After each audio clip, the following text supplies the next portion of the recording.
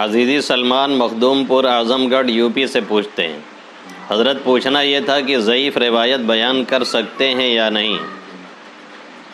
دیکھیں، ضعیف روایت اگر قابل عمل ہے تب تو بیان کرنے میں کوئی حرج نہیں ہے، اور اگر وہ انتہائی درجہ کی ضعیف ہے جو کہ لائق عمل ہی نہیں تو اس کا بیان کرنا بھی صحیح نہیں ہے۔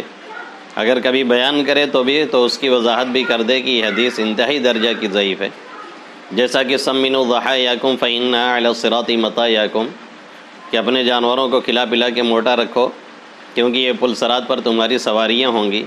یہ حدیث انتہائی ضعیف ہے۔ اس کے تحت شیخ تقی عثمانی حفظہ اللہ تعالیٰ نے لکھا ہے اس حدیث کو بیان کرنا درست نہیں ہے، اگر بیان کرے تو بتا دے کہ یہ حدیث انتہائی ضعیف ہے، جو ناقابل اعتبار ایک طرح سے جس کو کہا جا سکتا ہے، تو اس کی وضاحت کرنا پھر ضروری ہے۔